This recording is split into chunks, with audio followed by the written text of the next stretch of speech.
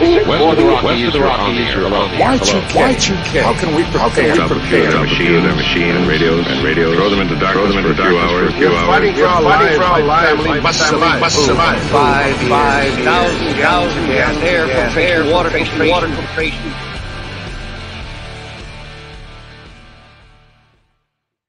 Coming at you from the frozen tundra that is East Central Alberta, Canada, streaming live on YouTube, Facebook, Twitter, Twitch, Rumble, and Odyssey. Welcome back to the workshop where we create community, find freedom, promote preparedness, and share success. I am Toolman Tim. Today is March the 8th, 2024, and this is episode 432 of Workshop Radio. How is everyone out there? It is just wonderful to be here. I love seeing you. Let's open up with rules to live by. I hope everyone's doing really well. All right. I put it into our good old randomizer machine. And what did I get back? Rule number 17. And it is one of the simplest rules out there. It's something that Dad has instilled in me over the years, and that is buy once, cry once. Or in Dad's words, it pays Tim to buy quality. And what does that mean? Well, it doesn't mean that you have to buy the absolute best of something, but if you can afford it, buy the best you can afford. Now, that also doesn't mean if it's a tool you're only going to use once in your entire life, you don't need to go out and spend $10,000 for a top-tier tool. But what it really means is if it's something you're going to use, it's something you're going to use on a regular basis for the rest of your life, you'll almost always be better off spending some money on something that's quality. Now, quality doesn't always mean the most expensive thing either.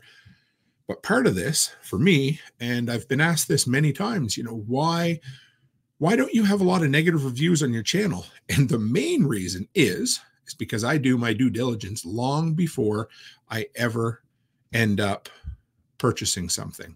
So that's doing the reading other people's reviews, going up and down Amazon, watching stuff on YouTube. And again, buy once, cry once. Maybe we could add a little bit, do your research ahead of time. But if you do those things, you're going to end up saving yourself a lot of money because there's a lot of shit. Let me go back one more time here and talk about the tool bag that I put together for Delinquent Scully last year. That is a prime example of not listening to rule number 17, buy once, cry once, because I ended up deciding to go to Harbor Freight and putting together one of the best, that's the wrong word, Tim, putting together a tool bag of tools there for a couple $100, thinking, I'm not really going to need them that much. Well, guess what? I sure as shit did. And almost the instant I bought them, took them out of their package and broke them in, I totally regretted that purchase. So I'm taking a lot of my good tools down with me, and I'm going to buy better tools this time around. So when it comes down to it, it 100% pays to buy quality. So, all right, folks, everybody else out there, it's great to see you. I know this is Friday, not Thursday. I really, really, really, truly thought I had all of the gremlins fixed. Well, I do not know what. I just heard Chris Dixon said there was an echo on the intro. I'd pull my hair out if I had any hair left to pull out, folks, because we did a test stream. I had 4 or 5 people in on it with me here a week ago. Everything worked 100%, and boom, just like that. So we will get to the bottom of this. But in the meantime, we may not have the transitions. I'm not going to do the transitions in between segments until we figure out what the hell, what gremlins we've had in here. And again, guys, it's the joys of being live. It's live and it's Saturday night, except it's Friday night and not Saturday Night Live. So there you go. All right. What is next? Our next segment is dropping the dime on precious metals. I'll do my best to do my deep voice radio impersonation there. Let's bring this up and see what we got for you guys. So the first one we have, this is a cool one. So this week it comes from AU Bullion and .ca. So it's a Canadian website, which, for what it's worth. But this is all about testing silver at home. I came across a Reddit thread and some comments in one of the channels that I follow quite regularly. And they were saying, how can you be sure, especially, okay, in a situation, let's say an off-grid, a down-grid situation where money doesn't, paper money doesn't buy what it used to, and you're needing to, exchange via precious metals. How in the world are you going to know that that precious metal that you have or that someone's trying to give you is going to be legitimate? Well, first off, here's some things you can do. And this is something, any of these you can be done at home on a now. So it'd be something, again, remember, skills are better than supplies. In this instance, there's a couple of things you might want to have for supplies, but practicing these things ahead of time might, help you out. One thing I would say, there's a couple where you're putting a chemical onto the silver. Wouldn't do it on something that's worth more than the silver, like a collector's coin or something like that. But I would practice it because it can tarnish the silver finish. So maybe use some old junk silver or something. So what do we got here? All right, number one, the first one to look for is identification labels. And, this should make sense to most folks who have been around silver a fair bit. And any one of these doesn't necessarily mean that it's real, but all of them together can kind of help you build a case and kind of help you build a Sherlock Holmes on this and say, oh, you know what? It is okay. Here we are. All right. Identification labels. Number one, you're going to look all around the silver, and it's probably going to be small. You're probably going to need to use your old man glasses like me and use a zoom feature on your phone. But you're going to see something like a 925, a 900, or an 800. And that's going to tell you. Rachel Brown asks, I'll get to this here in a sec too, but wants to know, so I shouldn't try testing your silver? Yes, that's right. Yeah. So identification labels, number one. Now, again, just because there's a label on there doesn't mean that it's legitimate, okay? But all of this came about when I ended up finding this one, the ice cube test. I thought, oh, yes, and Nate says 3 or 4 nines, and that is true because some are triple nines, some are quadruple purity nines. Now, the ice test, this one was really cool. This approach is perfect for checking silver coins and other flat-surfaced silver objects. Put an ice cube on a piece of silver cutlery or a coin. The metal you own, if the metal you own is real, the ice cube will melt sooner than other types of metal. The ice cube will melt relatively quickly when placed on silver since it has the maximum thermal conductivity, something I hadn't heard of before. Again, this is one of those things you're going to want to test it before you go down this rabbit hole. But it's a second kind of tool in the arsenal that could help you learn. Number 3, bleach. Bleach can also be used to determine whether silver metal is genuine. Just dab a tiny bit of bleach onto the silver object. If it is silver and it tarnishes when exposed to oxidizing substances like bleach, when in contact with bleach, genuine silver will become black. So again, put a little dab of bleach. And again, you're not going to want to put this on something like a collector's coin that has a premium on it. But if this is, I'd like to take some silver for some bread, or I'd like to buy some silver from somebody. Now, you might say, but Tim, how do I tell if it's silver all the way through? Maybe it's just silver plated. And I'm really glad you asked that. 2 more. Rare earth magnet test. So if you have a rare earth magnet, or if you don't, maybe it's worth getting one. Place your silver object on top of a wooden table or another non-magnetic surface. Try placing your magnet close to the object to see if it attracts anything. Here you go. If it doesn't attract, there's a really good chance it's silver.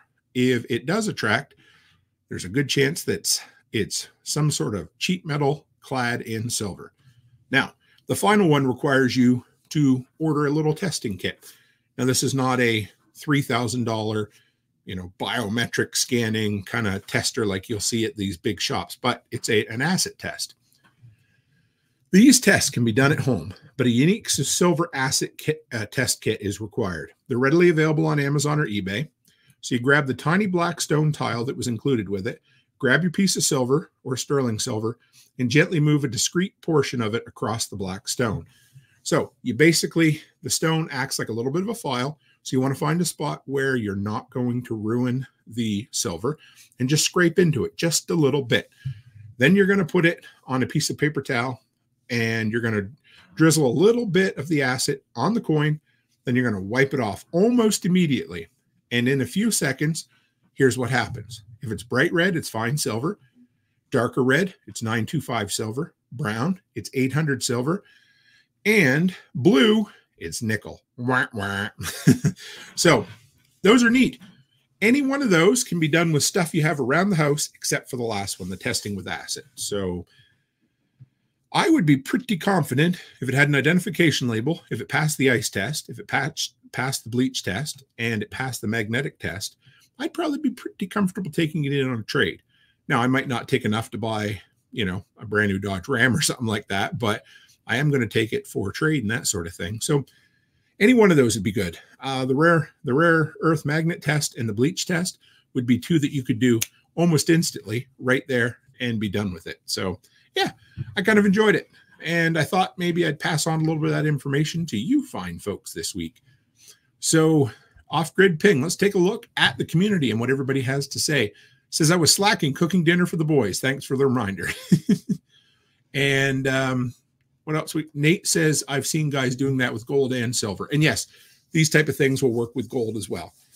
Although I don't even want to scrape a little bit of gold off. It's like every time you scrape, there goes $40. There goes $40. So, all right, next we have Stranger Than Fiction. So where are we going to start today? And so I moved the order up a little bit. Willow Sunshine Prepping segment, still here this week. Going to come a little later on in the show just to kind of break up the big pile of news all at once. Just always trying some new things. And we will get the echo situation figured out here for you guys, but I'm just going to keep testing it and figuring out what's going on. It's the strangest thing. All right, so what do we got for you?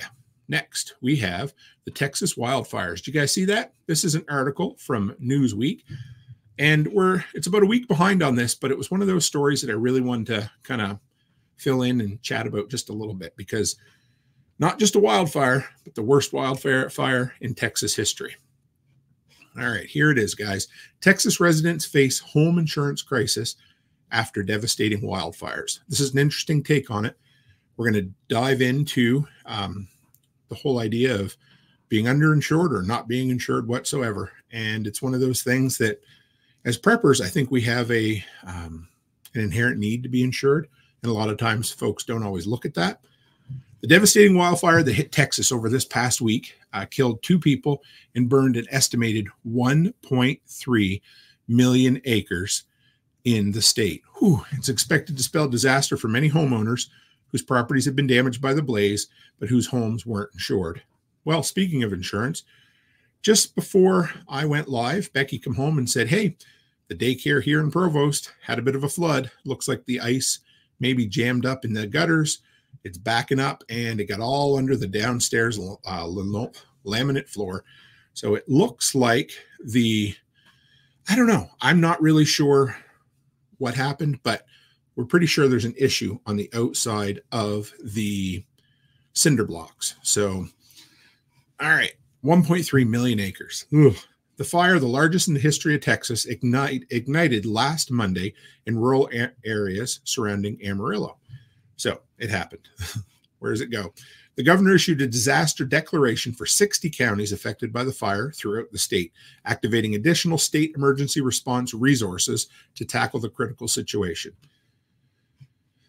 We're going to dig into this. And for those on the audio only, there's a picture of a lady surveying the damage. All that's left is some bent up metal. Looks like metal siding, metal roofing, something like that. Rural Texans, now here's where the rubber meets the road, folks. Rural Texans are more than twice as likely to go without insurance coverage than their urban counterparts, partially because home insurance premiums have skyrocketed in the state. The average cost of home insurance in Texas is currently $4,142 a year, much higher than the national average of $2,777. That makes Texas the state with the 5th highest home insurance premiums in the entire country. Now, that may be true. I mean, it is true. Sorry, back up, Tim. Don't say something like it may be true when it is true. That statement is true. I researched that before we went to air. And depending on which data table you look at, you will find that Texas is definitely in kind of the top 5 for expensive insurances. What it doesn't take into account when they talk about these things is, for the most part, Texas being one of the least taxed states in the country. So a lot of I did look at the numbers to see what some of the cheaper insurance companies were, or states were. And you're going to guess what? It's states that have taxpayer subsidized insurance rates. That's where, so, you take it in one hand, out in the other. So if you're not paying it in taxes, you've got more money to buy private insurance. There you go, right? All right. On Monday, authorities expressed optimism that the fire, which had burned for over a week, would be contained in the coming days. The weather is going to be favorable. The winds are going to be much lower. The humidity is coming up, and that is fantastic news for us. So, again, here's one thing. My good brother Chris Dixon is in here this evening. Something that we know in Alberta, we are very much contingent on weather. Once a fire starts, you're way better off suppressing the fire beforehand, because once a fire starts, heaven help you, you are 100% at the mercy of the weather. We've had fires that have gone all the way through the winter here. So, yeah, kind of not a good thing. But here's the first question. Why don't folks have insurance? And number one, well, it could be because of the cost. It could be a lot of reasons. I don't know a lot of people who decide to go without insurance, but I will say, when I first started my handyman business, I didn't run insurance for a good solid year because the cost didn't outweigh the benefit at that time. So you have to look at it and wonder. But if I lived in a home, my castle, my bug-in location, sure as shit, I'm going to find a way to have insurance on it. Shop around for insurance. I have a broker. We have a broker. His name's Nathan, and he has treated us so well for many years. And what he will do every year is he will take our insurance and he'll shop it around to try to find us the absolute best rate. You can do it on the internet. You can do it through a broker. You can do it yourself if you want to. Call around to a bunch of insurance companies, but don't not shop around for insurance, because, again, an hour on the phone could save you $1,000 a year. Your mileage may vary, but it's the type of thing that Becky and I, we haven't done in a couple of years, but we used to call all of our utility companies once a year and discuss with them, like, okay, is there any better price you can get? What can we cut out that we don't need? And we would just go over everything with a fine-tooth comb, because really at that point, and we probably should be better with it now, we had to, but it was a great way to save money. So shop for insurance. And if you're not happy with what your insurance broker's doing, guess what? Give yourself a minute. Find another insurance broker and say, hey, buddy, what can you do? Because competition is great for the market, right? Like I said, once you get that fire going, you're at the mercy of the winds and the dry temperatures, and, it's bad. So the Newsweek carries on to say, but the state is not out of trouble yet. There will still be an underlying risk for new wildfires in the Texas Panhandle and South Texas until spring green-up occurs in the abundance of green grass vegetation found in these regions. So here's something that a lot of people, I say a lot of people. The reason I say a lot of people is because this is something I didn't know till I moved to the damn prairies. I always figured that the highest risk of fires, wildfires, brush fires would be in the summer when it gets the hottest and the driest. But for us, that can be part of it. But here in the prairies and down in Texas, it's always the worst time of year for wildfires is early in the year. And you might say, well, why, Tim? Because all the old growth is still there from last year. It's dry. The wind's gotten to it, but you don't have any new, fresh, green grass coming up or green shrubbery coming up yet. And that's the type of stuff that has the saps and the water and the nice leafy vegetation. That's the type of stuff that isn't going to catch fire nearly as easy. So this is the time of year, for folks who are wondering, this is when we should really be careful. And fall too as well can definitely be bad. So until spring green up occurs in the abundance of grass vegetation found in these regions. Makes sense. Here you go. The largest fire in Texas over the last week was the Smokehouse Creek Blaze. Man, that sounds like it's an unfortunately named community for a wildfire. I'm not poking fun, just saying. In Hutchinson County, which burned 1,076,000 acres and expanded into neighboring Oklahoma. Now, one final thing here. They said the fire is still being investigated. Well, that's not completely true. Well, it is, but the utility company came out and said they're pretty sure that the cause of the fire was some sort of power lines that were either arcing, smoking, or touching against something else. So pretty sure they know what caused it. Doesn't make it any better. And it was a powder keg ready to explode simply because the weather was really shitty. A couple other quick thoughts. Have a bug out plan. We talk about this, but I'm not ever going to be the guy that just sits here and reads the news and says, Chicken Little says the sky's falling. We need to talk about solutions every single time. And what is it? A bug out plan. Here's the thing. I can talk about a bug out plan until I'm blue in the face. And I can. And I could do it every single week. And eventually folks are going to get bored. You know what's a lot more fun? Well, maybe not fun, but looking at a news story that just happened and taking some lessons from it. So bug out plan, bug out plan, bug out plan. Know the essential items you need to take with you. As I was putting this show together, I got thinking, we got 10 dogs. And Becky and I haven't really done a plan for bugging out with the animals since our little flock or herd or whatever you want to call it, pack expanded from 4 or 5 to, a baker's dozen, including cats. So something we need to revisit ourselves as well. But beyond that, know what you need to take with you, practice a little bit, discuss it, and plan ahead of time. Have, routes of exfiltration, the whole works. All right, let's go back to the community here, folks. Chris Dixon says, talking about what are they looking to build there now, a 15-minute smart city? Well, a couple of weeks ago, they were talking about how the border wall made a fire worse. So why not incorporate 15-minute smart city while we're at it? Nate says they think they pay $55 a month for their house insurance. I got to check with Becky, but we don't pay a ton here either. It's pretty good. Paul Conner, thank you, Paul Conner. This is a great tip for everybody. Go with a local broker that knows the area. I saved $2,000 a year on my cottage insurance going with a local broker that knew the area versus a general insurance broker. You know what? That is an awesome point, Paul, because, I did say, go on the internet, check things around. But, dude, I will tell you, there is nothing better than having somebody that knows the community. Our guy, Nathan, is a second-generation insurance guy. His father and his uncle, I believe, started the business.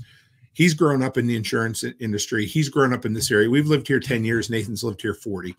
So he knows the ins and the outs, and he knows how to get you the best deal possible. So yes.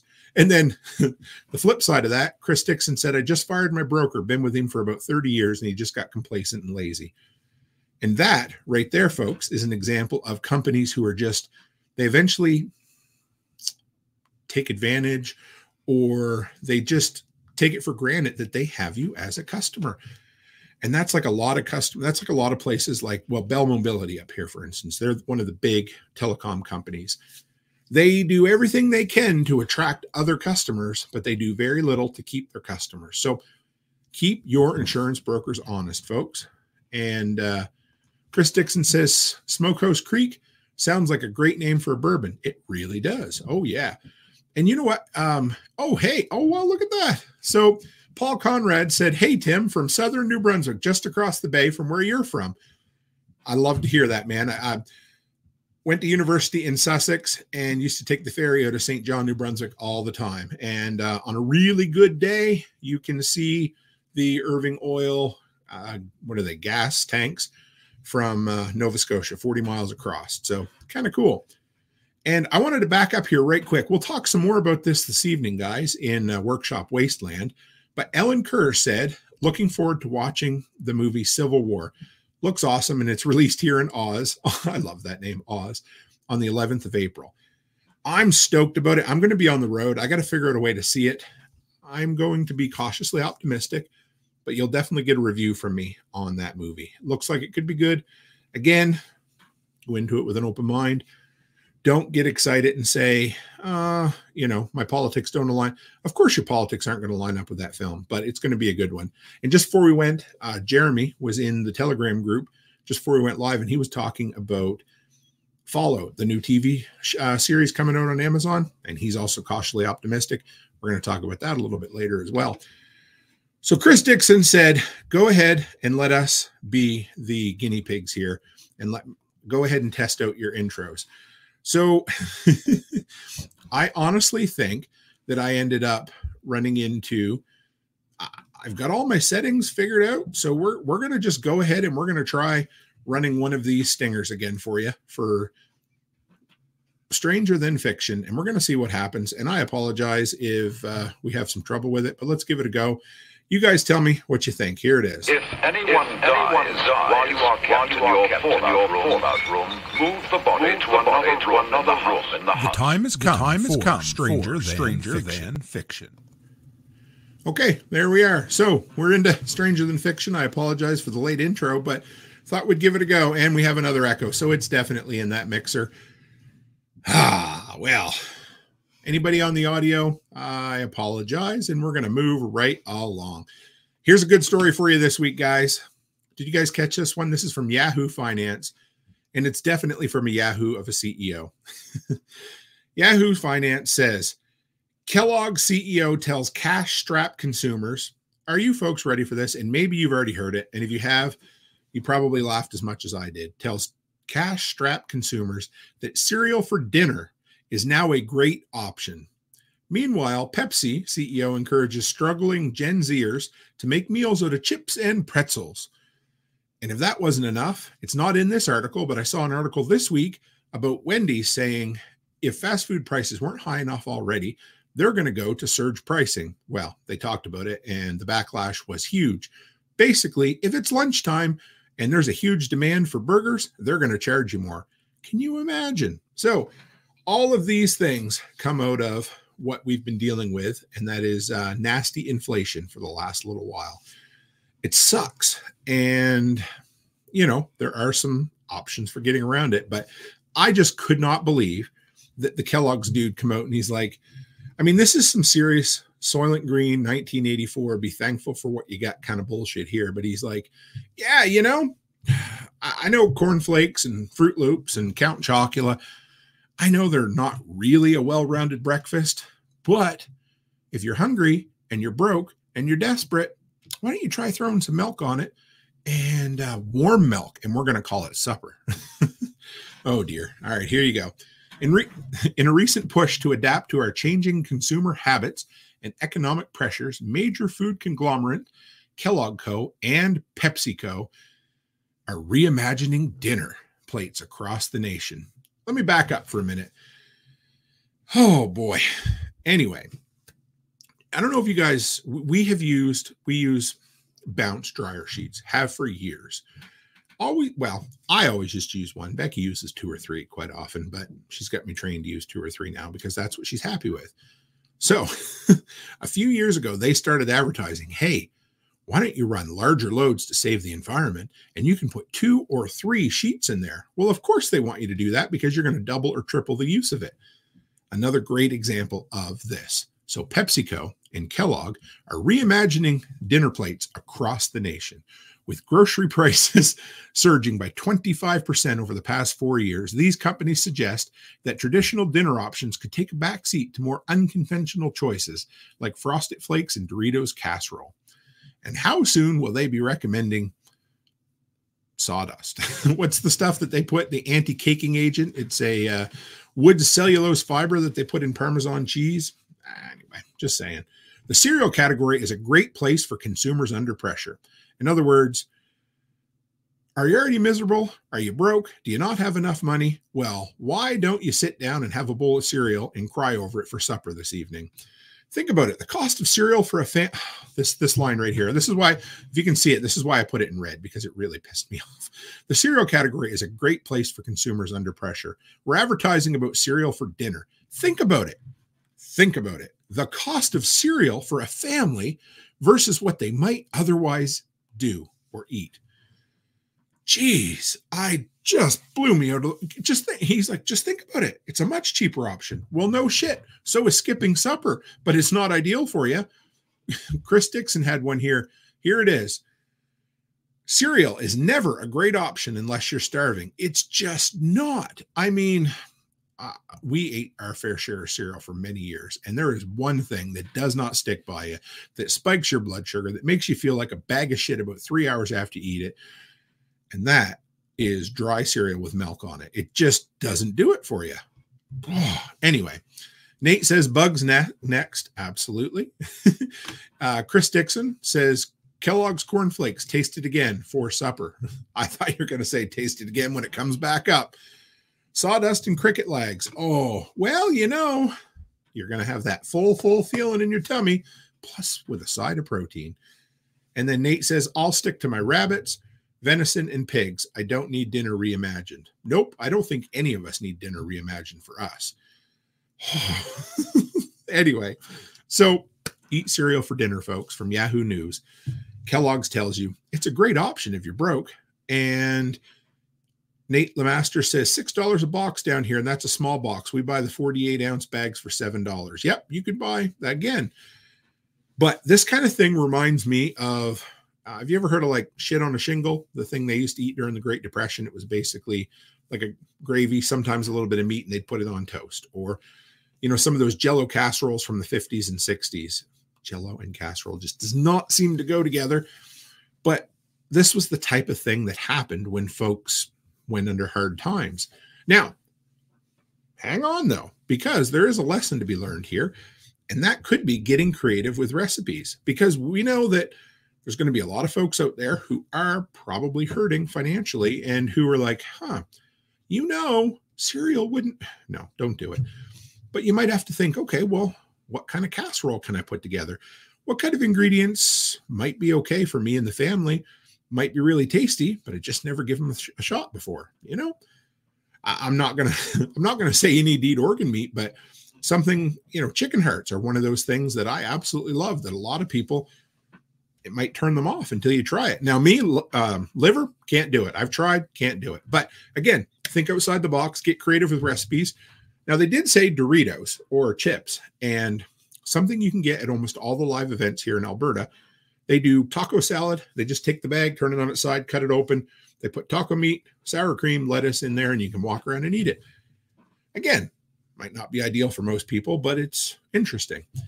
Now, if there's never been a better reason to garden or to make connections with local producers and to cook food yourself, this would be it. Because otherwise, you're going to be you're going to be stuck.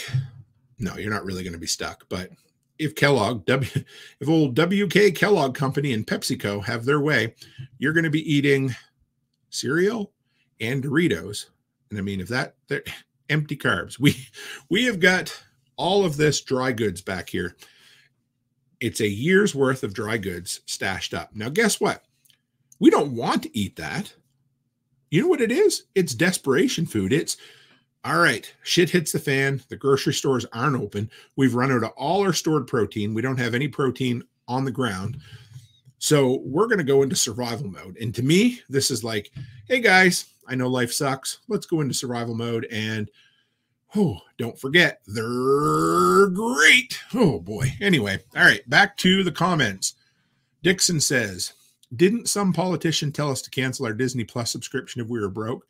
Yeah, it didn't work. I'm not sure. Krista Friedland, I believe, is her name, and she's the financial minister of Canada. Didn't like her then, don't like her now. Yeah, there you go. But Ed Celio had the answer. I like this. He said, if I'm going to have a glass of milk, it's going to have Oreos in it, not cereal. And to be honest, the Oreos are probably just as good for you. Back it up just a moment here. So whenever we go to these volleyball tournaments, something I've noticed recently is all of the vending machines in the schools have gone to healthy options. And by healthy, you know, some of the snacks aren't that bad, but the drinks are almost okay. So you have vitamin water, you have smart water, you have sports drinks, and you have fruit juice in a can. And there was this one lady there, and whatever your thoughts are on Diet Pop, I get it. But she said, you know, it really would be nice to have an option of some Diet Pop in that machine. And I was like, yeah, I'm not going to disagree with you because I drink my fair share of Diet Pop. And I looked at her and I said, you know, just for the record, that all of these fruit juices that are in here more than likely have more calories than if they just had straight soda in these machines. And one lady looked at me, she's like, no, that's not true. And I'm like, okay, have a nice day.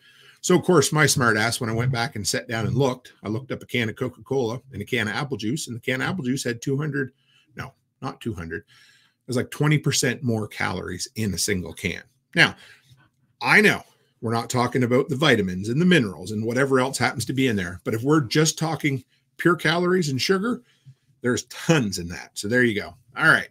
Nate Lemaster said, shredded venison, corn, green beans, and potatoes. We have that canned here. Love it. Oh, me too. Hey, Mitch, great to see you. Chicken hearts, I love them. I do too. Beef heart, deer heart, all of the above. And add to learn how to cook, make connections with your local community, and grow vegetables. Chris Dixon says, and move out of the city. Yep. Nate Lemaster, if the shit hits the fan, you're going to need those stored dried goods for the calories. 110%. Redfly Media says, stack up and stock up on canned sardines. That way you're getting protein. For sure. That's, for us, the main reason why we bought the freeze dryer is because that was a big lack in our preps. We have some canned goods on the shelf, but we kind of got out of enjoying canning over the last few years. So instead, we've gone this way. So there you go. And Digger says that those dry goods are share with your neighbor's food. 110%. In the words of Stephen Harris and someone else too, I can't remember who it was. It's easier to feed your neighbors than to shoot them. And I agree. I'm not telling anybody to shoot your neighbors. I'm just saying it's definitely easier to look after your community. And that's going to be a theme throughout the evening tonight is community, because there's been a bunch of different posts that kind of tie into that theme. So, all right, next story on Stranger Than Fiction. There, just pretend like I did the intro there, and we'll figure out what's going on another day. You ready for this one? Something else happened in the Donner Pass. I know. Did you guys hear about the nasty hurricane-style blizzard that ended up coming through? I-80 reopens. This is from AccuWeather.com. I-80 reopens. Digging out underway after monster snowstorm buries Northern California. Without sounding ignorant, I quite often forget that it even snows in California, let alone feet and feet of snow, or foots and foots of snow. I'm not sure what that is in metric, but we'll try it. Interstate 80 over Donner Summit was reopened Monday afternoon to all vehicles with chains or with snow tires and four-wheel drive. So, 100-mile stretch of I-80 had been shut down since Friday. So Friday, Saturday, Sunday, Monday, 4 days it was shut down, and then it was finally reopened to four-wheel drive vehicles with winter tires or chains on your tires. Yep, making sections. Friday, as the biggest storm of the winter, unleashed feet of snow, making sections of I-80 to the west and north of Lake Tahoe impassable by blowing snow piling up in the lanes. Traffic became snarled and hundreds of motorists were stranded. Whew, that's scary, very scary, in life-threatening conditions over the Donner Pass. Now, they weren't in wagons, and no one had to resort to chowing down on their neighbor, sharing their neighbor's food. Anyway, moving on, Tim. Troopers and other authorities responded to dozens of collisions, including cars sliding into snowbanks or getting stuck over the weekend. More than a dozen ski resorts in the region closed. You know shit's bad when the ski resorts shut down, including Palisades Tahoe on the north end of Lake Tahoe. You ready for this? Which had to close chairlifts for 2 days due to reported 6 feet of snow over a 3-day period. 6 feet of snow, 72 inches. Let's go into centimeters. So 72 times 2, 150. You're getting close to 200 centimeters of snow. The biggest storm in my lifetime I ever saw was around 100. So high to extreme avalanche danger is expected in the backcountry through Sunday evening throughout the Central Sierra, including the greater Lake Tahoe area, the National Weather Service reports. Okay, so here you go. Pay attention to the weather and don't travel. There's no way this storm, it was not unexpected, but it did come through pretty quick. But pay attention to the weather and don't friggin' travel. You know, Becky and I ran into that trouble last year, and we all make mistakes. I didn't look at the weather, didn't realize that shit was going to go sideways on 420 and ended up, going to a crawl for 3 or 4 hours on the highway. So if you see something like that's coming, man, unless you're essential, don't go out there and risk your life. Be prepared. Just because you're in California doesn't mean you're not going to get some snow, at least where these are. So be prepared to stay in your vehicle in the winter if needed. It sucks, but you know what? Being prepared could end up saving you just a little bit. But here's the next thing. In a pileup, this is something I learned a few years ago.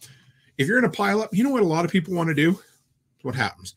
They come in, they get stuck, they run into a vehicle in front of them, and they're like, oh, I got to get out and look at the damage. More people are killed when they get out of their vehicle in a pileup like that, when the next set of traffic comes up behind them, slams into them, and then throws them up against the 18-wheeler in front of them. So stay in your vehicle, keep your seatbelts on, stay loosely with your hands on the steering wheel. Tell your kids to do the same thing. Just sit there and kind of lightly brace yourself until you know the threat is over, because that's when you're really going to end up, sliding sideways. It's not good. And don't go into the backcountry. They talk about the backcountry and the avalanches. Man, I couldn't even imagine. Winter tires, four-wheel drive, tire chains, all of that. In other words, just have the gear prepared to do it. Don't go if it's going to be bad. So here's the thing. This isn't the first time something bad has happened in the Donner Pass. It wasn't called the Donner Pass last time. Now, those folks were in covered wagons and they had livestock with them, and they took some shitty advice from some people and ended up getting stuck there. And if you don't know the story, or if you haven't heard it, some folks died, succumbed to the elements, and for protein, they partook. Let's put it that way. Not a good thing. Now, these folks were only stranded for 4 days, so probably the worst they had to do was melt some snow and drink it. But thank goodness that it never got crazy enough that they ended up needing to do something like that. But again, it's just a reminder of how shitty things could be. Whew.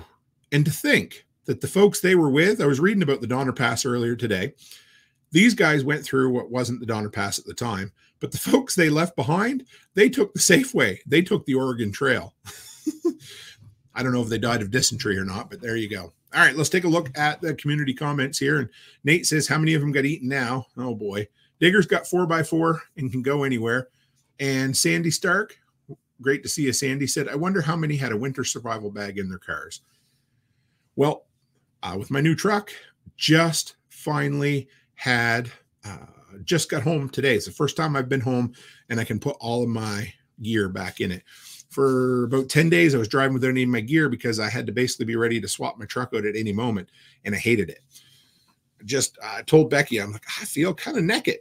But anyway, there you go. All right, final story of Stranger Than Fiction this week. And this is one that I picked up from Cam and Colby over on Casual Preppers. And if you listen to them, if you don't, why aren't you? Because, man, their stuff is great. This isn't an ad for them, but this week's episode, they did a review on the movie Greenland. I love they do once a month post-apocalyptic movie review, but they do the Mad World segment. This was a story there. And this is from the register.com. Cyber attack downs pharmacies across America. Now, it was worse in some places, better in others, but overall, it was still kind of a shitty situation. IT provider Change Healthcare has confirmed it shut down some of its systems following a cyber attack, disrupting prescription orders and other services at pharmacies across the United States. That sucks. The technology outfit is one of the largest in the country of its kind. It's used by pharmacists to check patients' eligibility for treatments and process orders for medication, depending on their insurance situation. Pulling the plug on its back-end services have hit pharmacies relying on its tech, including CVS, and forced some folks to pay their medication at full price in cash. There's so many issues there. But one thing I thought of was, if a situation like this happens, make sure you've got at least your bottle you can take in to show them. Because if they can't look it up, because we just go in, we're like, hey, want to fill our prescriptions? Okay, look it up in the computer and you're good. But they ain't going to do that for you if you don't have some kind of proof, right? Keep cash on hand or some sort of way to pay, because a lot of these folks who are used to going in and maybe getting their prescription for pennies on the dollar ended up at CVS anyway, having to pay full price, and then hopefully, if all goes well, getting reimbursed down the road. And some of these were life-saving prescriptions that were needed. Now, we're just talking about CVS. So I did some Google Foo earlier. Really, I just typed in, hey, Google, how many CVS pharmacies are there in the United States? And it came back with well over 9,100. In the ballpark of 10,000 pharmacies for just one brand across the country. And they were not able to process prescriptions based on insurance. That's bad enough. However, there was more. The trouble appears to have started on Wednesday, and at the time, the company said it was experiencing enterprise-wide connectivity issues. That evening, it confirmed it was experiencing a network interruption. Ready for this? Dun, dun, dun. Related to a cybersecurity issue. Once we became aware of the outside threat, it was in the interest of protecting our partners and patients. That's what they always say. That's why they locked our bank account down a couple of weeks ago, and we still haven't gotten back into it. We took immediate action to disconnect our systems and prevent further impact. So, first thing that happens, you have a bad actor or a bad character who infiltrates security system, wherever it happens to be, and they're like, there's somebody in here who shouldn't be in here. Plug, and they pull the plug out. Because they have to. I get it. I totally get it. You got to cover your ass, my ass, and everyone else's ass. Sound like Clark W. Griswold there. So when it comes down to that, it's the only way to make sure that whoever's in there tinkering around in the connections can't keep tinkering. But the worst part of that is that they end up shutting everyone else out of the system. So for 9,000 plus pharmacies across the U.S., they couldn't file their insurance claim. But there were some other ones. So let's go a little further here. Healthcare executive who wrote on the Forbes article said because of the Change Healthcare issue, he had to pay cash price for a prescription at CVS. My only option is to return to CVS when the system is back up so they can apply my insurance contract pricing and process a refund. However, give me 1 second. I got to let my cat out that I didn't know was in here. Come on, kitty. Go on out. So there you go. Live radio every single time. And Michigan's Sure Health was unable to process prescriptions at any, not just insurance, but prescriptions, period, at any of its family pharmacy locations on Wednesday, also due to the healthcare outage. So some were just bad enough that they couldn't do their insurance. Others were bad enough that they couldn't even file prescriptions.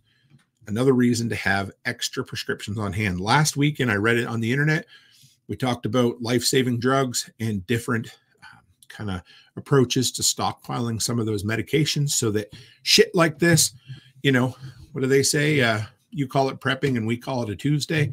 So Tuesdays like this ain't going to hurt you that bad. United Health just told the stock market via America's Securities Watchdog that, and this is in quotes, it's from the company, a suspected nation-state associated cybersecurity threat actor. That's a lot of words for saying, somebody from another country infiltrated a health system nationwide, is responsible for the attack on its systems this week, and that this person gained access to parts of Change IT's environment. There you go. And that's the situation. So what do we think? Hard copies on hand, number one, of your prescriptions. Take pictures of your prescription so you have a backup of it. Keep cash or some way to purchase your prescriptions that, okay, if you have insurance and you're relying on insurance, don't always rely on insurance, things like that. Imagine not being able to fill your prescription, but make sure you have your prescription enough on hand if you can do it. Just work on it, right?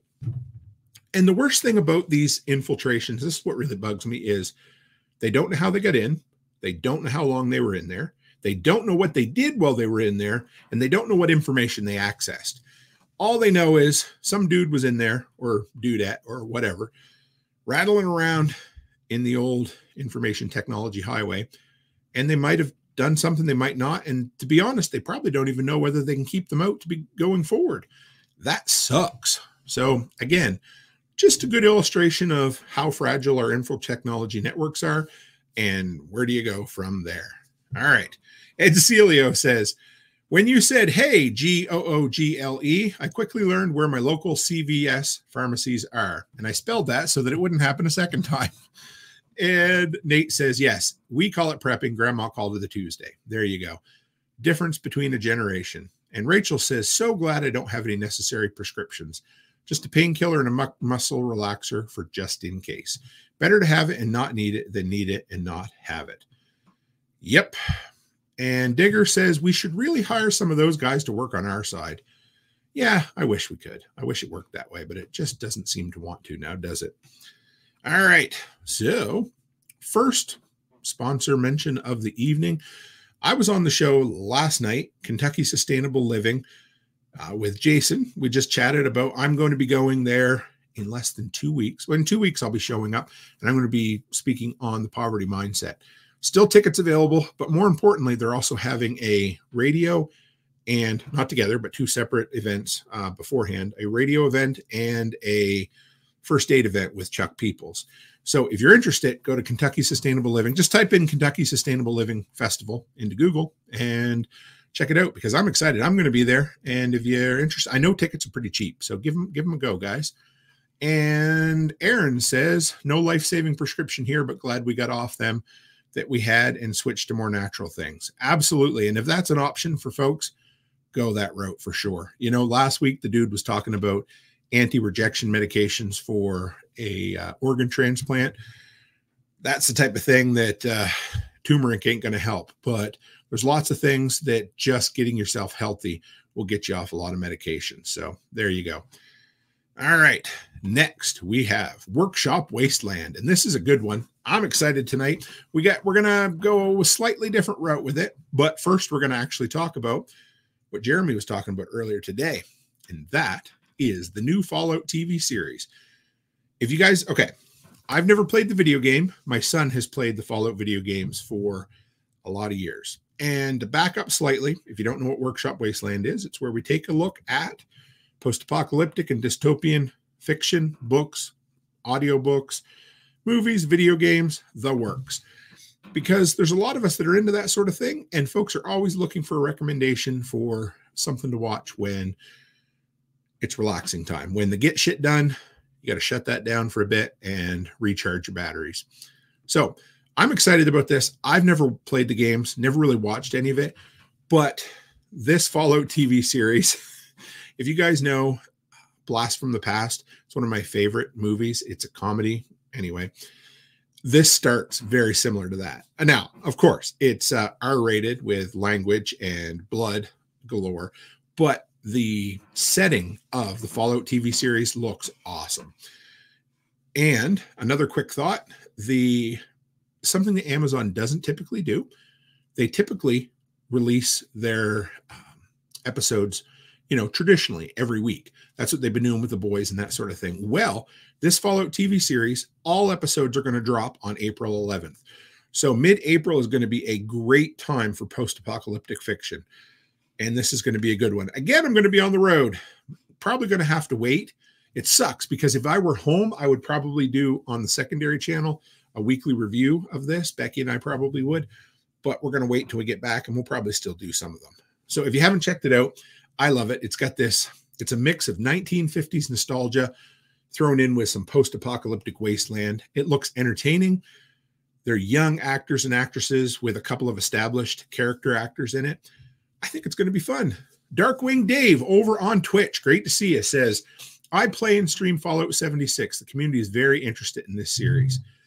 I hope, for what it's worth, I hope they do you justice, man. I hope they give it the Sonic the Hedgehog or the Mario treatment, and they are faithful. Oh, even for that matter, The Last of Us. I hope they're faithful enough to both make the hardcore fan happy and to bring in a lot of new eyeballs onto the series. So there you go. Just as long as it doesn't have Fallout Boy in it, Nate says. Absolutely. Okay, so that's all I had for new news. But we had a great conversation on the Workshop Telegram group earlier this week, and someone said, hey, I know you've done episodes in the past talking about your favorite post-apocalyptic films. And yes, that is true. So I put a list together, sent some of the episodes, but what I have been doing over the last while is I've been making this list by the decade of films that I really love. And I thought, hey, you know what I'm going to do when there isn't a lot of news in the Workshop Wasteland segment for this week? I'm going to give you 3 or 4 of my favorite films that are just, hey, you know what? If you're willing to, if you're looking for a good recommendation for, you know, some prepper porn or some end of the world, whatever, give one of these a shot. Every one of these come with the Toolman Tim seal of approval. I've watched them, I've enjoyed them, and I've added them to my list. So here are 4, I almost held up 5 fingers, 4 of my favorite post-apocalyptic or apocalyptic films from the 1950s and the 1960s. The first one is the very first post-nuclear age or nuclear age post-apocalyptic film. So we're going to put these up here. I've got them on IMDb, but for those on audio, I'll give you a quick synopsis of it. But this one is called 5. It has a very low budget. It's probably the one I've seen the most recently. I found out about it and I thought, oh man. Now, basically the entire, I'm not going to spoil it for you, but the entire world, there's 5 people left. So it's a very kind of comfortable storyline that you've dealt with in the past. The budget on this wasn't great, but here's the one. It's an hour 33, 1951. And it's titled FIVE, not the number 5, in case you have to look it up.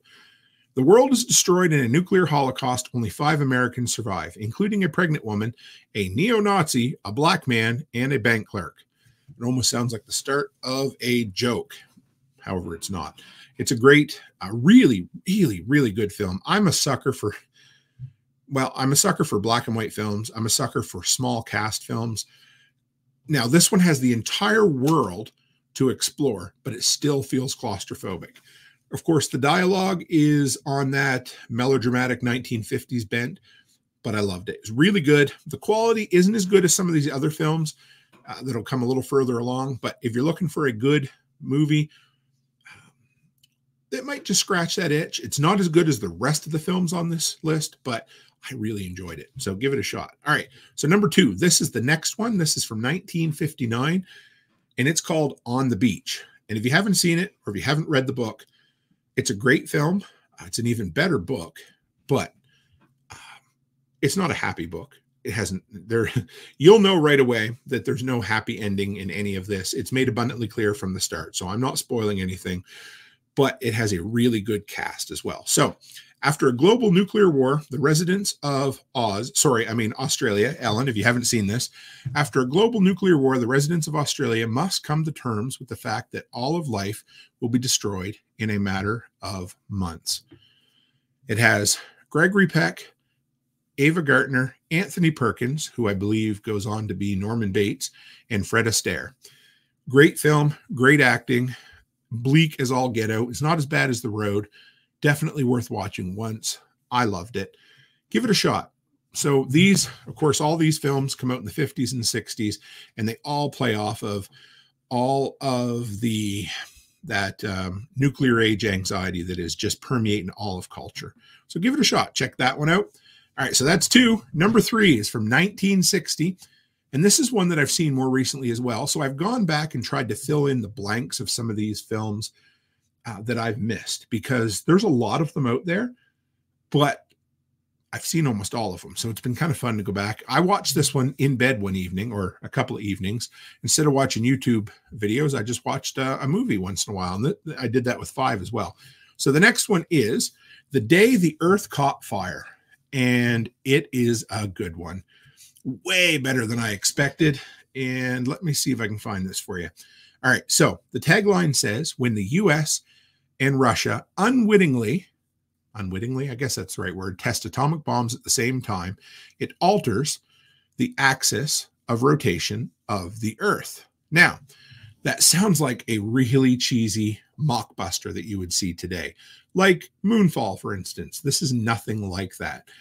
This is a movie, again, that comes out of that nuclear atomic anxiety that is really well acted, has existential dread throughout the entire thing, a really taut script, and just really almost plays a bit like a political thriller. Not going to spoil the ending, but, you know, it's one of those things that they've altered the axis of rotation of the Earth, and they're getting closer and closer to the sun. So you can imagine it's an environmental crisis film. Janet Monroe's in it. She is just great. Edward Judd, and directed by Val Guest. So again, this one's from 1960, and you can see Hollywood working, you know, from 1951, the quality of 5 onto On the Beach, and then The Day the Earth Caught Fire. All of these are great films, but my favorite one from the 50s and 60s is yet to come. And I'll share that with you in just a moment. But again, this one here, The Day the Earth Caught Fire, if you just read the tagline and a synopsis, you're going to think, oh, this is going to be one of those low budget, just junk films. And it could be nothing but the contrary. Anyway, beyond that is just this dread that's always on you, but it's not quite as pessimistic or as nihilistic as On the Beach. All right, so 1962. This is actually a film that I use in my intro once and in my transitions a couple of times, and I love this film. Saw it years ago, and I've probably seen it 7 or 8 times since, and that is Panic in Year Zero from 1962. It's $1:33 long. The acting is incredible. The storyline is great. The script is taut. For a 1960s film, it really does not slow down very much at all. Now, a really cool thing about this is this Ray Milland. He's the main actor. He also directed the film. That does not happen very often. And when it does, it tends to be a vanity project. And that is a 4-letter word around this household. But this is as far from the case as you can get. This entire film. Now, if you can see the trailer that's kind of playing without any audio on it, it looks really fuzzy. Well, the black and white editions that are out there that you can rent on Amazon or YouTube are high definition. They are gorgeous. This is one of the best looking 1960s film that I have seen in a long time. Here you go. A family leaves LA for a camping trip just before hydrogen bombs destroy the city. In the midst of the chaos, the father must fight to keep his family alive along the highway. This film, which is 62 years old, plays like an outline to almost any of the books. It's got kind of a going home series, any of those Patriots. It's so good. It is the originator of this storyline. Family finds out that nukes were dropped or some situation happens. They have to bug out to the wilderness. They have to stock up with supplies. They're stuck in an RV. They deal with marauders. So if you get a chance, watch it. This is my favorite of the 4 I recommended tonight, but any one of them you won't mind. I hope you won't. These are all, keep in mind, these are all 1950s and 60s black and white films. None of them are shot at the editing or the pace that Marvel movies are shot at today, of course, but they're all definitely. I love being able to recommend some of these films. So I hope you enjoyed this slightly longer dive into the workshop wasteland, because folks quite often message me and say, hey, Tim, what's a good recommendation for a post-apocalyptic or dystopian film? So we're going to work through the decades. Next week, we're going to do the 70s, and we'll go from there. All right, let's take a quick look at the delinquents in the chat and see what they have to say. Going back to the Mario film that I mentioned, Mitch says, that's not the 1993 Mario, is it? I added some words there, but I just wanted you guys to know what he was talking about. If you haven't seen that abomination, it is not a good film. And Nate says, I need to listen to The Road before I watch it. I wish I'd have done that. I just can't bring myself to rewatch that film. I don't even believe I was a dad when I first watched it. So I really don't think I could watch it again. That is one of the darkest films out there. Nate wants to know, is The Beach on audiobook? 99% sure it is. Sorry, On the Beach. It is. I originally read it on my Kindle of all things, but yes, I know I've seen it out there before. One thing I didn't do, folks, was add these 4 movies to the description this evening, but I will do that afterwards. So if anybody's listening to this, those 4 films will be in the podcast description, and I will add it to YouTube as well. So Nate says, I just listened to a book about the poles flipping and how it might be related to the Mayan calendar. Dixon says Panic in Year Zero is great. It's on YouTube, but it's a playlist. Yes, I forgot about that. It is. And Red Flyer Media had a great conversation with you earlier today. I'm going to add these old films to my watch list. I love them. Here's what I would love to hear from you guys. I'd love to hear your thoughts on any one of them. Or if you've got other suggestions, throw them to me, because I must be one weird son of a bitch, because this is one of my passions, is movies all about the world ending. I'm not sure if it's cathartic or if it helps me manage anxiety, or there's some deep-seated fear in there. But man, I've been a post-apocalyptic junkie since, I don't even know, since high school at least. All right, so what do we have next? Oh, this is a good one. We now have Sunshine Prepper. So for those who don't know, Willow is our roving reporter who scours the interwebs for prepping-related news stories, comes back with her particular bent of sunshiny happiness, shares some of the maybe the more down stories out there, but comes out with solutions and with a smile on her face to hopefully make you feel just a little bit better. And you know what's cool? I've said this, the last 2 weeks we didn't end up meshing on what they were. So for the first few weeks, she'd pick a story and I'd invariably have that same story in my notes. Last week didn't happen. This week, she talks about 3 stories in a 5-minute segment, and 2 of them I talked about. So that means they must be rather important between the 2 of us. So let's bring up Willow, Miss Sunshine, and we're going to play the story for you. Here we are. Bring it up. We'll put her full screen, and here you go, guys. Hello, and welcome to today's Sunshine Prepper News. I'm Willow, the Sunshine Prepper, here to spread a bit of positivity on the unavoidable doom and gloom. Today, I'm going to touch on 3 disasters. March is kicking off pretty eventfully with record-breaking blizzards, wildfires, and banking shenanigans. Before we dive in, join me for a nice long, deep breath and sigh to oxygenate our blood and relax our nervous systems. Okay, first up is the weather. What are the chances you get between 5 and 10 feet of snow fall in parts of California and Nevada, while at the same time, the now largest fire in the history of Texas consumes over 1 million acres? Seems like end of times appropriate weather if I ever saw any. So get your soul stuff sorted out while the sun is still shining. If the nukes don't get us, the weather extremes look like they want to try. So far, there haven't been any casualties from the blizzard, but it shut down Interstate 80 and there were plenty of stranded cars and big trucks. High winds and heavy snow plus power lines equal thousands of people out of power, and they're expecting more snow in that area. It's a good reminder to have your weather preps in order. But man, when you start to look at the wildfire situation in Texas, the blizzard feels more like a fierce inconvenience than a disaster.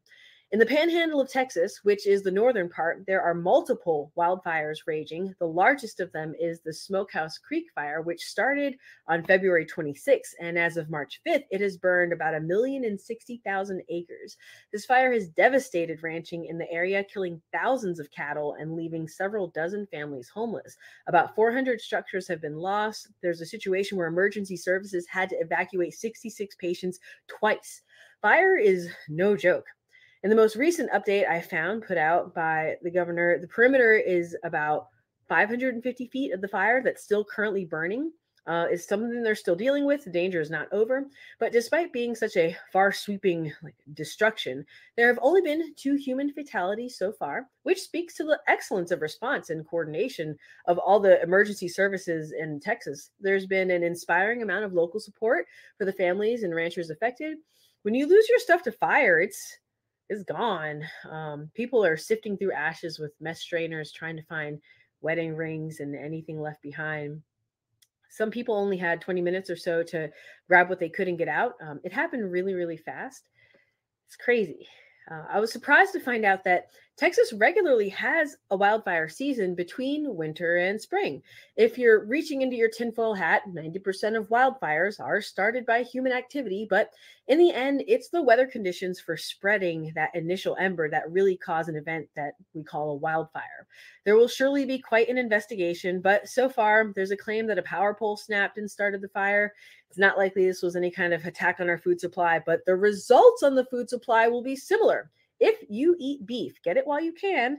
The total herd size in the USA is at all-time lows, and this disaster does not help at all. That brings us to our last disaster, which I didn't know what to call other than banking shenanigans. If you're in the USA, this will affect you.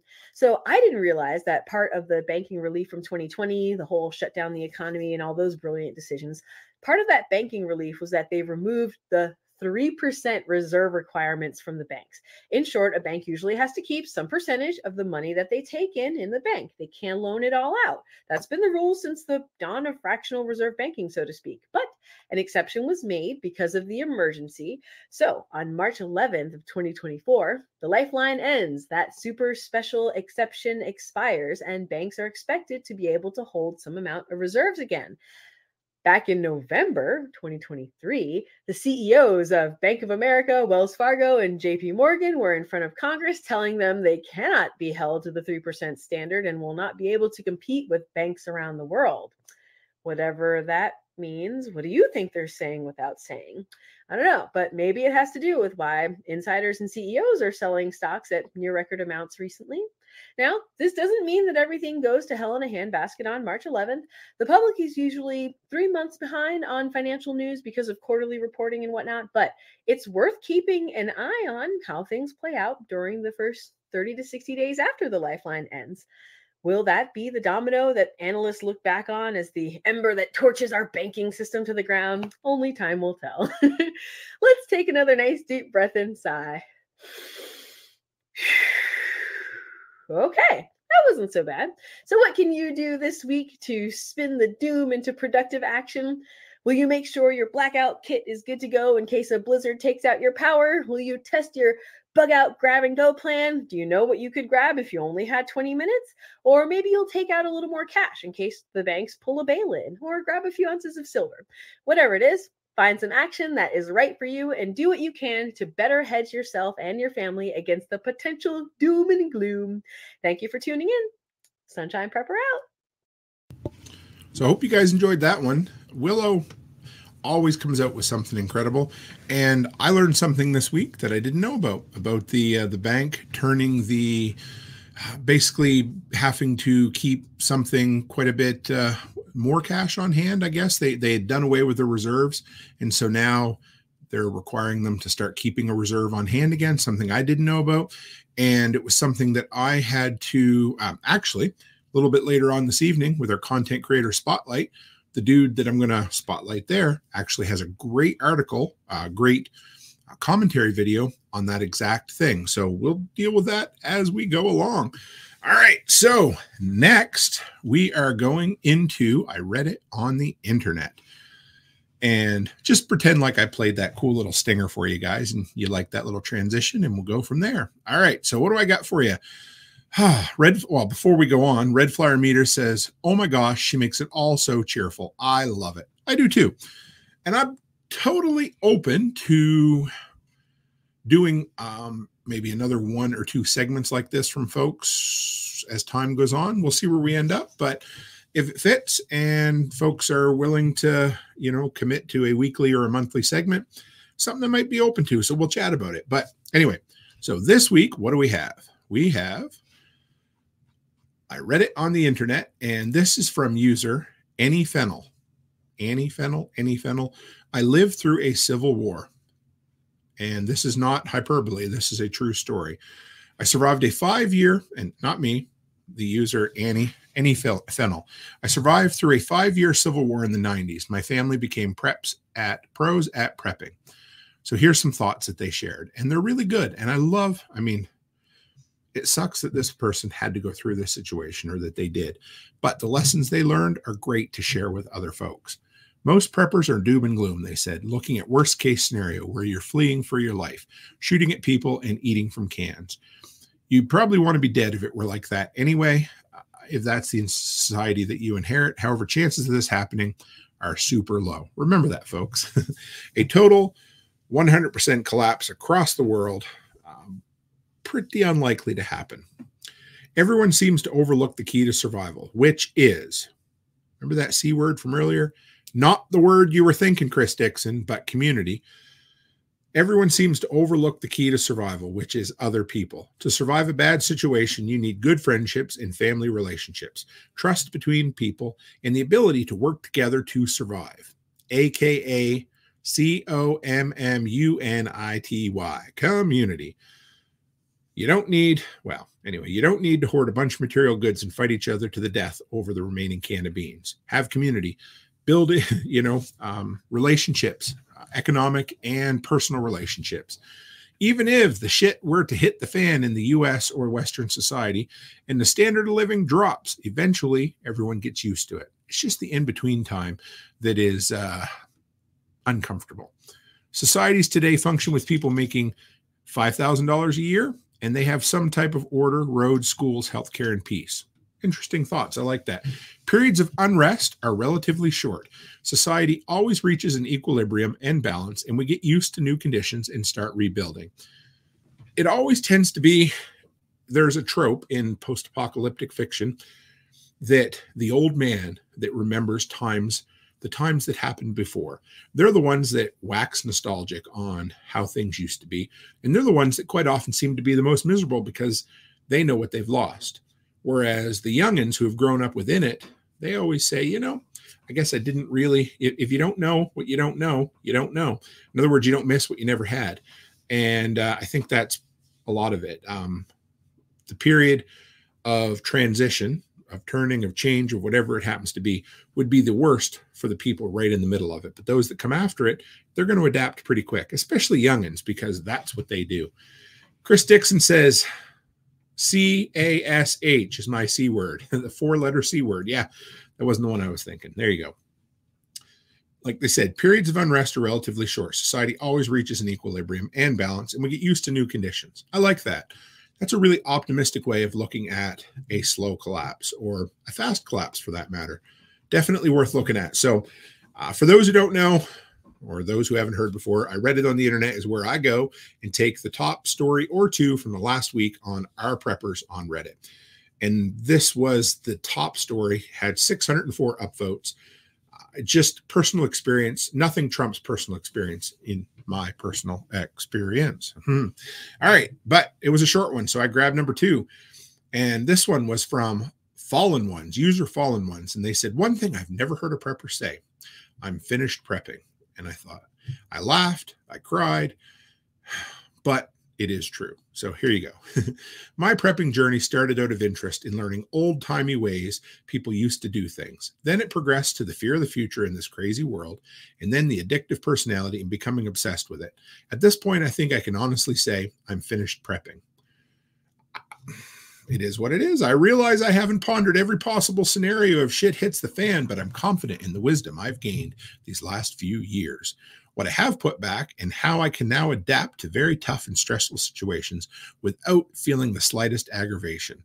I will always love learning new DIY self-sufficient things and different plants to grow for various purposes. But as of now, I'm prepared and have no fear for the future. Well, I'm happy for you. Number one, if it helps you deal with whatever anxiety or fear of the future you have, great. To sit back and say that you've prepared for all eventualities, not so great, but I'm not going to slam you on this. I'm cool with that. For me, and they go, if you read through some of the comments, they're really good. And a lot of folks kind of go down the rabbit hole and they're like, this is where it changes. It goes from prepping to when it becomes a lifestyle. And once it becomes a lifestyle, you kind of are finished prepping because you're not doing it intentionally anymore. It's just who you are. It's become a lifestyle. Being prepared is what you do. Living on a homestead is what you do. Moving to your bug out location might have been what you do. Growing a garden might be what you do. Instead of looking at it as, well, I got to prep and got to get prepared. Nah, I'm just living the life and I'm good. So I really like that. All right, let's flip back over to the comments right quick and see what Nate had to say. He said, I'm not old, but I remember 99 cent gas. My parents remember 25-cent gas. Now it's almost $4 and climbing again. Yep, inflation sucks. And it's definitely speeding up. If I had one solution for you, Nate, if I could offer one piece of advice for everybody out there who's wondering how they can overcome inflation, I would really say 3 words: cereal for dinner. I couldn't give you better advice even if I tried. So there you go. All right. Where do we go from here? Next, we have This Week in the Workshop. And this is where I share the comings and the goings of the workshop, what we've been up to in our life, and for accountability and for inspiration. And that's really what it comes down to. I want to share with you the things that I've been doing. I only had a single layer, one load through the freeze dryer this week, and that was chicken stew.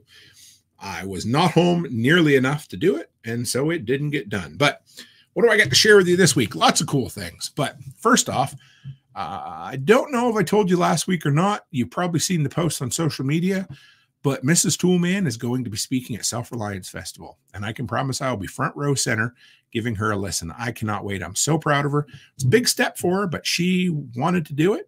She did a little salon, they call it, at LFTN last year. She got the bug, and she's my inspiration. So hopefully she can inspire some of you guys. So if you're coming to SRF, she's going to be there.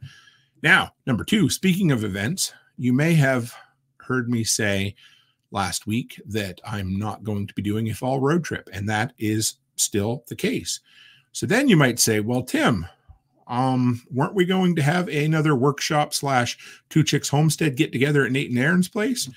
And I would say, yes, that was the plan. So in order to stick by what I decided and not take a fall trip this year and stay home with the kids, Nate and Aaron have so graciously decided to host the event yet again at their place, but on Mother's Day weekend. So I don't have all of the details yet, but one thing that Nate and Aaron have requested this time is a pre-registration, just so they can get a handle on how many folks are coming. So now Nate and Aaron are in the comments this evening, and if I get this wrong, you guys can correct me. But if you go to twochickshomestead.com, you can buy a ticket for $1. I'll buy that for $1 and see what you end up. That's basically just so Nate and Aaron know who's coming. And yeah, so we're going to do it. It's going to be fun. It'll be, I think it's going to be very similar to the form that last year's event took. It was laid back. It was chill. We had a lot of fun. There may have been some bourbon drinking. There was a bonfire. No promises for that this year. I really hope that there is pork belly bites this year. I will help with that.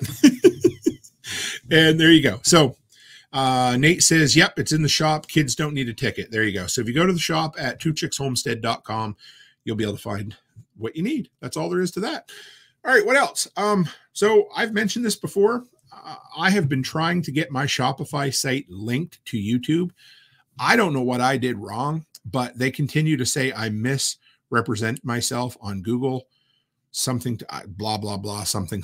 I have tried every trick in the book to fix whatever there is. If there is a Shopify / Google Merchants expert out there that can help me with this, that would be great. I actually filed an inquiry with Google, which should only take 6 to 8 years to hear back from them. But I'd really like to be able to link it. Haven't figured it out yet. It's, again, if I had hair, I'd pull it out. So following last week's This Week in Prepping, immediately following my episode, I get a notice from Facebook saying, your live stream has been removed for your own protection. No, I'm just kidding. For a copyright claim. And I thought, that's really weird. So I start going back through the episode, and I don't see anywhere where there was any audio anyway. So I look at the link, the time frame. So I ended up having a copyright strike, not a strike, a claim against me on Facebook only. And they said during the 82-minute mark, I used a portion of a Scarlet Letter audiobook. Well, number one, Scarlet Letter's in the public domain.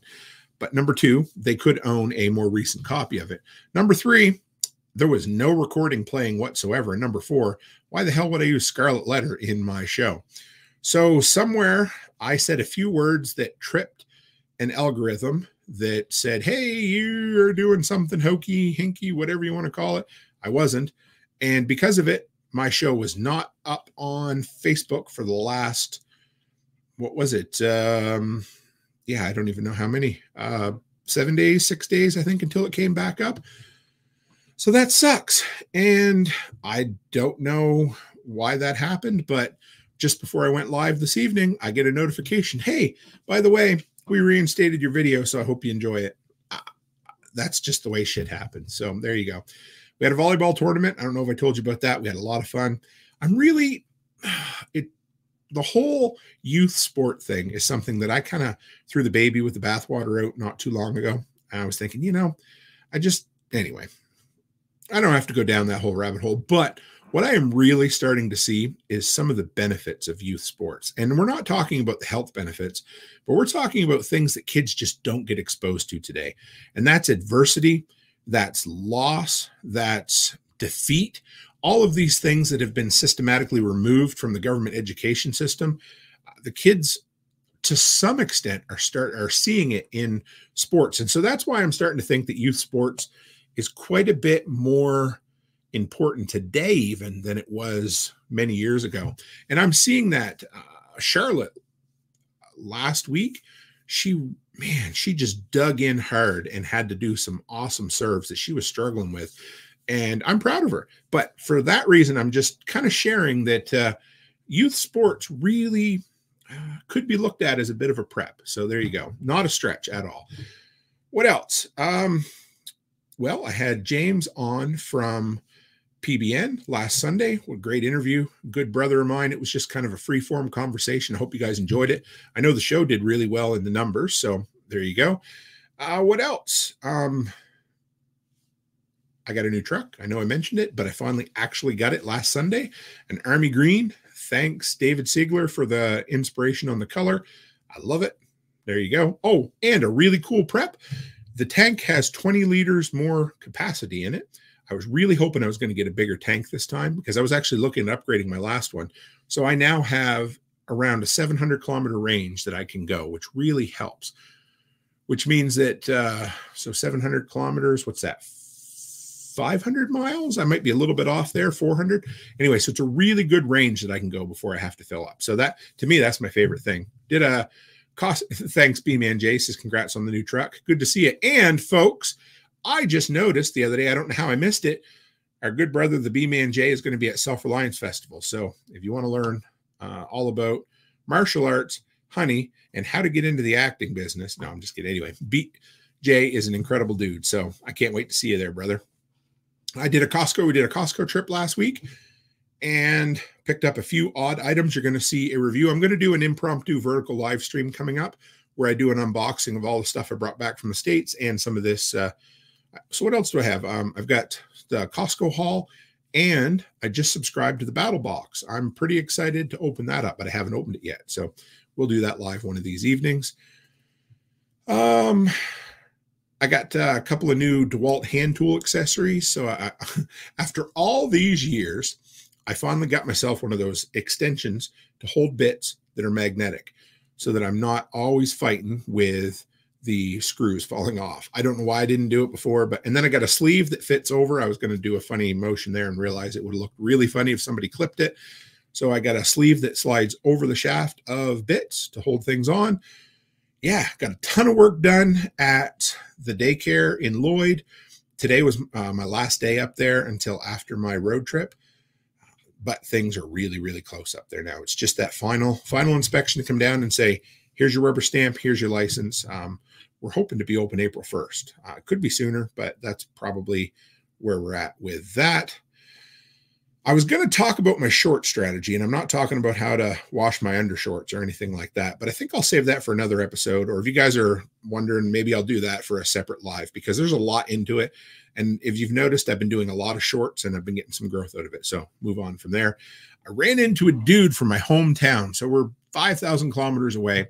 Somebody I've seen 3 or 4 times over the last 5 years here. And I thought, I need to stop. So if your brain ever says, I really need to stop and talk to somebody, do it. You won't regret it. The worst thing is going to be, I don't know who you are. See you later. Well, it turned out that he lived half an hour from my hometown. He used to frequent the hardware store that I worked at.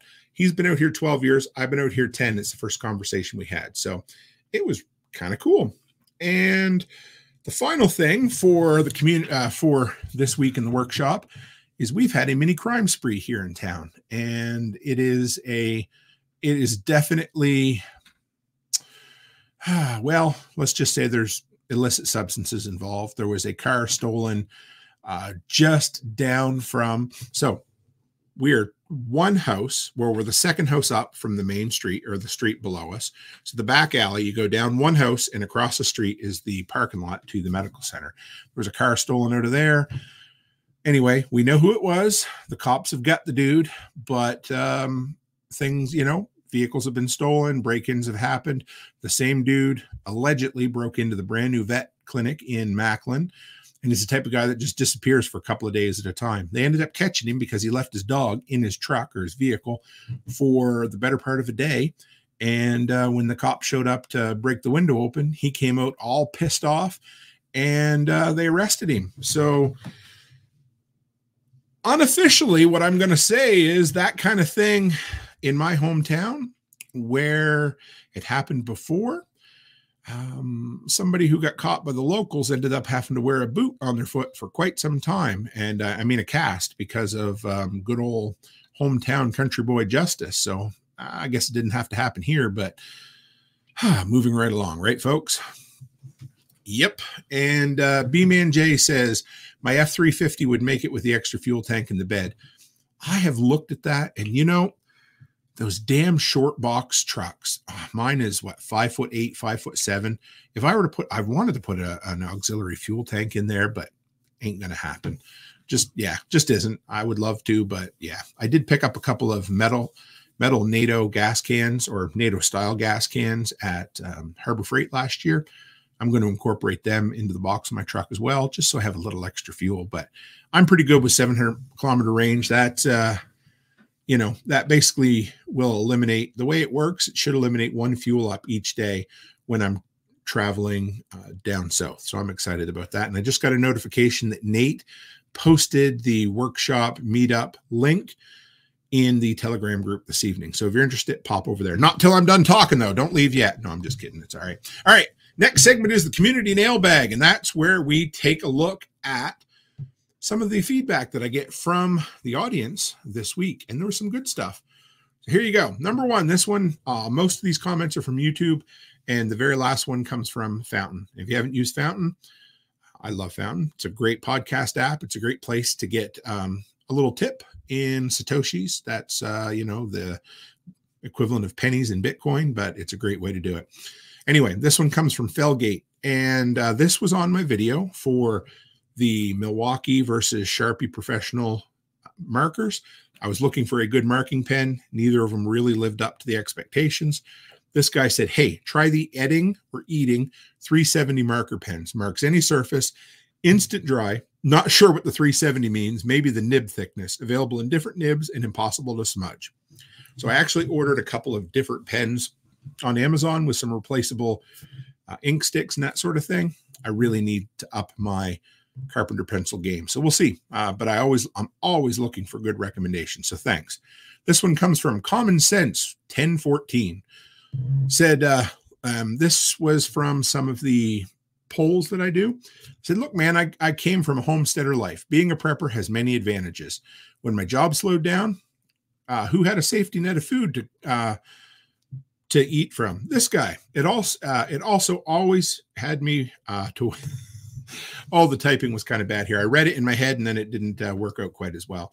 It's also paid off for me to wait out the cost and buy only during good sales for food. Personally, though, I hope we get to advanced renewables. This is the part I wanted to share. I hope we get to advanced renewables before the end of the world as we know it. Would be as bad as if your house, in other words, wouldn't it be great to have vinyl siding that's solar? Could you imagine the hardest thing society has to do would be to start over, grow a garden in place of their lawn? And the reason I shared this was basically, I hope we get to advanced renewables because you guys know, I really do love battery power. It's not the be all and the end all, but I will tell you, you can only store so much fuel, but with solar powers and batteries, that can extend that time by years, by magnitudes. The benefit of battery tools, I love. They're not as powerful as gas overall. I get it, but all the other benefits are awesome. So I just loved hearing some common sense from somebody with the name of Common Sense. Doesn't mean that I'm going to switch my vehicles over to electric, but I sure wouldn't mind having one of those, or maybe one of those electric bikes or something. Next question. This is a question from It's Simple, Aless, and they said, can I ask what editing software you guys are using for the captions? They really liked what I did. And I thought, well, I appreciate you thinking we have a team here. And you said we, because it's just me and some AI. But so they were talking about this Simply Aless was talking about my shorts and how. So tonight, when this show's over with, I will take this link, I will throw it into Opus.Pro. That's OPUS.PRO. And within 15 minutes, I'll have 30 to 35 clips. And lately, 80 to 90% of them have been really good. And simple little things like you guys probably didn't notice this, but the banner above me, This Week in Prepping, and the banner below me, my YouTube link, I shifted them slightly to my left, your right this week, so that when they're clipped in vertical, it now looks intentional. And so just something simple, but Opus.Pro, if you end up deciding to sign up for that, I've got an affiliate link where I can make a little bit of money from. But either way, the program has served me really well these last few months. Next comment from the community nailbag from Anita.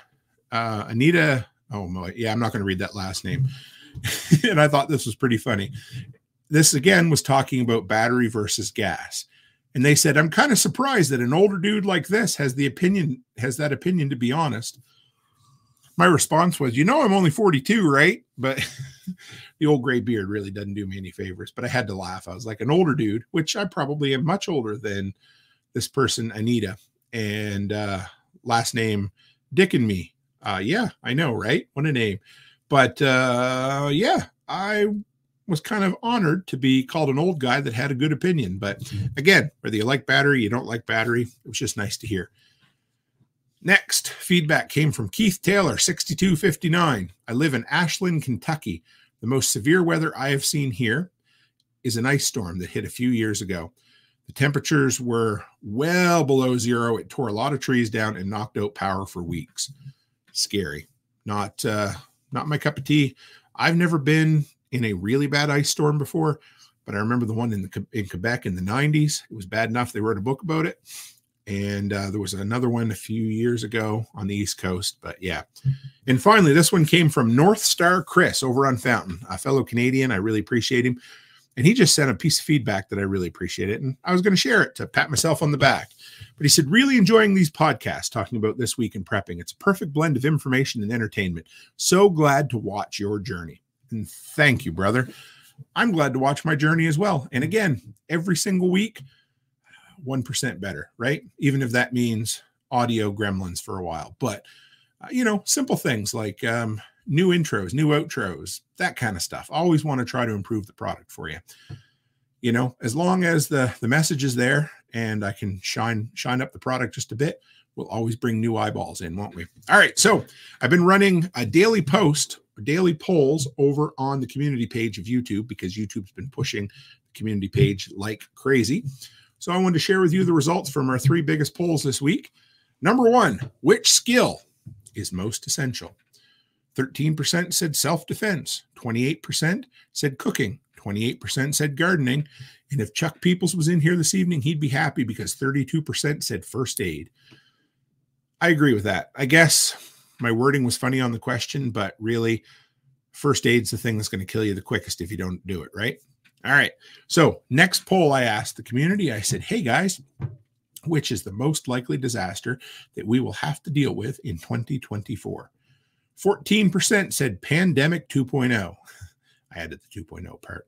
21% said large scale conflict. I was kind of either talking about a regional or a worldwide war.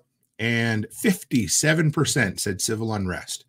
So more than a whopping 50% of delinquents said they think if there is a disaster this year, it will be civil unrest. And I think that's fair. That always tends to be the go-to worry for most folks during an election year anyhow, right? And finally, have you used battery tools for lawn care? 15% nope, and I never will. That's fair. 11% yep, but I prefer gas. Fair enough. 18%, yep, it's all I use. And 55% said yes for some tools.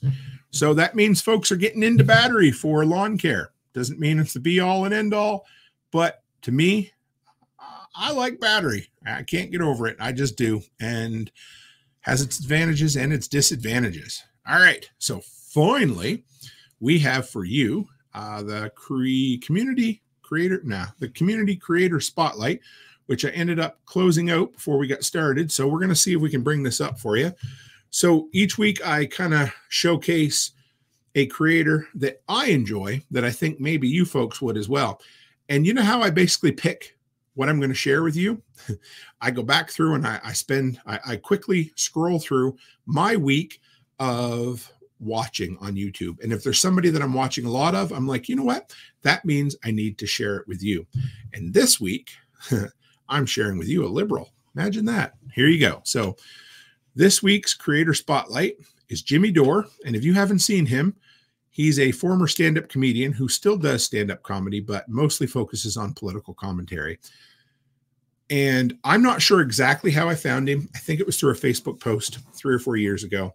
I think it might even have been on the old Survival Podcast Facebook forum. And somebody said, hey, if you're looking for somebody who takes an honest look at the news, but you're not going to agree with everything they have to say, check out Jimmy Dore. And I want to tell you,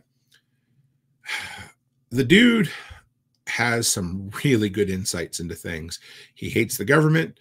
He definitely doesn't like fascism. He is definitely on the far left of some things, but man, his commentary is spot on. You do yourself a favor and watch some of it because I've really enjoyed it. So today's video, I want to show you, see if I can find the one right here. So today's video 7 hours ago is one of the best videos I've seen in a long time.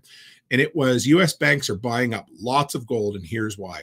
It's a 20-minute video. He brings on a gold and silver expert, and they actually do quite a bit of talking about entry level into precious metals and into like beginning prepping and that sort of thing.